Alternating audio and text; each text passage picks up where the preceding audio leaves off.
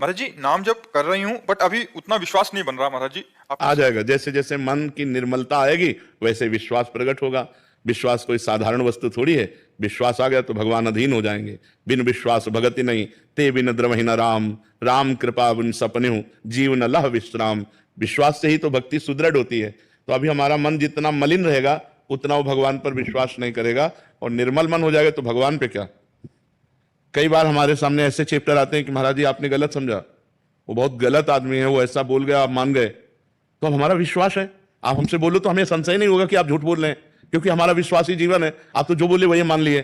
तो जब हमारा विश्वास दृढ़ हो जाता है तो जन साधारण के प्रति, चोर के प्रति, छल कपटी के प्रति, पापी के प्रति भी विश्वास हो जाता है। और वो छल कपट करे वो जाने, लेकिन हमारा विश्वास है जो हमारे सामने बोले तुम तो हम उसे मान गए। हमें संशय नहीं उत्पन्न होगा, प्रश्नवाचक चिन्ह नहीं खड़ा होगा। तो विश्वास बहुत बड़ी चीज है, और हमें विश्वास है तो हमारे समय आनंदित रहते हैं। हमारे अंदर कोई संशय नहीं, कोई जलन नहीं, कोई प्रश्न नहीं, कोई अशांति नहीं, कोई चिंता नहीं, कोई दुविधा नहीं। हर समय मगन रहते हैं क्योंकि हमें विश्वास है। आप छल कपट कर नहीं सकते हमारे सामने, क्योंकि हमारे साथ भगवान है।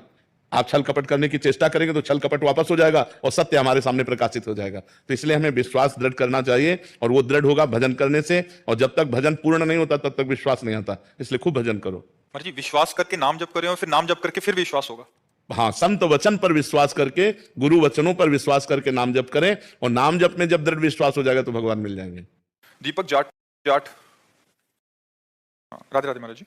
महाराज जी वास्तविक एकांत क्या है और इसका अनुशीलन कैसे किया जाए? हरि के सिवा और कुछ स्मृति न रह जाए हृदय में, इसी को वास्तविक एकांत कहते हैं। ये बाहरी भूताकाश में किसी गुफा में बैठ जाना एकांत नहीं कहते। चित्तवृत्ति संपूर्ण रूप से समाधान को प्राप्त होकर परमात्मा में स्थित हो गई, उसे कहते हैं एकांत। ये बाहरी एकांत नहीं कि आप कमरा बंद करके बैठ लिए और प्रपंच का चिंतन कर रहे हैं तो आप एकांत में हैं। नहीं, एकांत में है आप हरि स्मृति में हैं।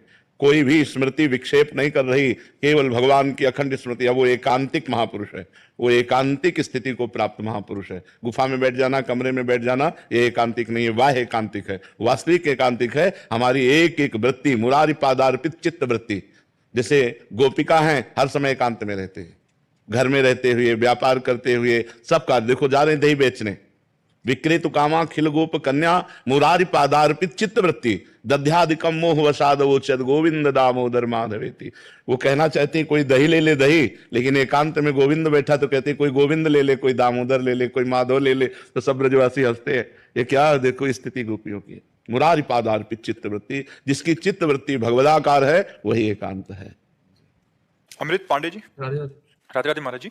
महाराज जी जीवन सुख और दुख की प्रतिछाया है, अतः सुख के